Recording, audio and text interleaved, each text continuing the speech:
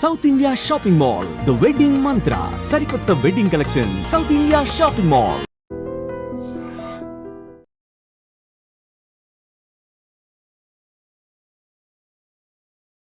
Welcome to I dream. Hyderabad వ్యాప్తంగా night మొత్తం దంచి కొట్టిన వర్షం. రాత్రి పలు చోట్ల అనుకోకుండా, అంటే ఎలాంటి సూచనలు లేకుండా వర్షం అనేది రావడం జరిగింది. తెల్లవారే వరకు కూడా పలు ప్రాంతాల్లో వర్షం అనేది కొట్టడం జరిగింది. మనకు హైదరాబాద్ వ్యాప్తంగా చూసుకున్నట్టయితే జూబ్లీహిల్స్, బంజారాహిల్స్, బాల్నగర్, అమీర్పేట్, ఖైరతాబాద్, పంజాగుట్ట, సైదాబాద్ ఇలా చూసుకున్నట్టయితే హైదరాబాద్ మొత్తం మీద రాత్రంతా వర్షం పడుతూనే ఉంది. ఇప్పుడు కూడా వర్షం కొనసాగుతూనే ఉంది. అయితే ఇవాళ కూడా హైదరాబాద్ మొత్తం మీద దట్టమైన వర్షం కురిసే అవకాశం ఉందని చెప్పేసి అయితే వాతావరణ శాఖ తెలపడం జరిగింది. ఏదేమైనప్పటికీ బయటికి అత్యవసరం అయితే తప్ప బయటికి వెళ్ళకూడదనే సూచనలు కూడా చేస్తున్నారు.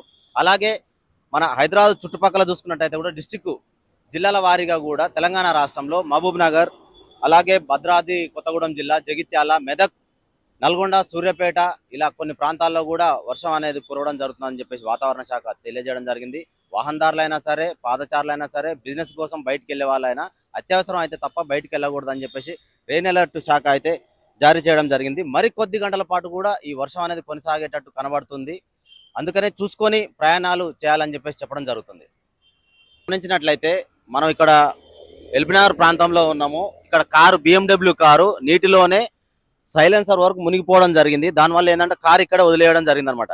ఎప్పుడైతే సైలెన్సర్లోకి నీళ్లు పోతాయో ఇంజన్ అనేది ఆగిపోవడం జరుగుతుంది. దానివల్ల కార్ అనేది ఇంజన్ స్టార్ట్ కాదు కాబట్టి నీటిలోనే వదిలేసిపోవడం జరిగింది. ఇలా అనేక ప్రాంతాల్లో, హైదరాబాద్ మొత్తం మీద అనేక ప్రాంతాల్లో రోడ్డు మీద నీటి ప్రవాహం అనేది వరదల్లాగా ప్రవహించడం జరుగుతుంది. వాహనాలు ఉన్నవాళ్ళు, 2 వీలర్ అయినా సరే, 4 వీలర్ అయినా సరే, ఆటో వాళ్ళైనా సరే నీటి ప్రవాహం తక్కువగా ఉందని అంచనా వేసుకొని నీటి నుంచి ప్రయాణం చేయడం ఎంత మాత్రం తగదని మనం అనుకోవచ్చు.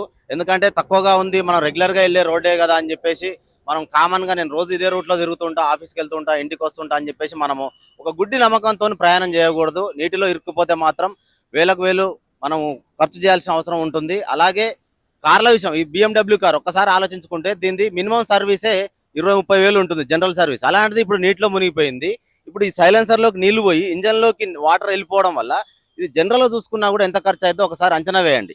సో దీనివల్ల ఏంటంటే ఈ వర్ష కారణంగా, అంటే నిన్నమన్న ఎండలు బాగా కొడుతున్నాయి. ఒక విధంగా చూసుకుంటే ఇది ఊరటనిచ్చే విషయం అనే మనం చెప్పుకోవచ్చు. కానీ ఏదేమైనప్పటికీ నైట్ కంటిన్యూగా తెల్లవారిన దాకా వర్షం కొట్టడం వల్ల వరద ప్రవాహం అనేది రోడ్డు మీద నిలబడింది అనమాట. అంటే ఒక చిన్న కాలువల్లాగా నిలబడిపోయినాయి అనమాట. పెద్ద వెహికల్సే టైర్లు మినిమం ఒక 1 ఫీట్ 2 ఫీట్ వరకు మునుగుతున్నాయి. అంటే చిన్న చిన్న వెహికల్ 2 ఫీట్స్ అంటే ఒకసారి అర్థం చేసుకోవచ్చు మనం. చిన్న ఆటో వెళ్ళినట్టయితే కూడా 2 ఫీట్లు అంటే ఆల్మోస్ట్ గేర్ బాక్స్ వరకు వచ్చే అవకాశం ఉంటుంది. సో వాహనాలు కూడా చెడిపోయే అవకాశం ఉంటుంది. దాదాపుగా ప్రయాణికులు అయితే ఇబ్బంది పడతారు. కాబట్టి వాతావరణ శాఖ ముందుగానే హెచ్చరించింది. కొన్ని ప్రాంతాల్లో రెడ్ అలర్ట్ కూడా చేసే అవకాశం ఉందని చెప్తున్నారు. ఎంతో అర్జెంట్ అయితే తప్ప బయటికి వెళ్ళకూడదు, చూసుకొని బయటికి వెళ్ళాలి అని చెప్పేసి అయితే వాతావరణ శాఖ తెలియజేస్తుంది.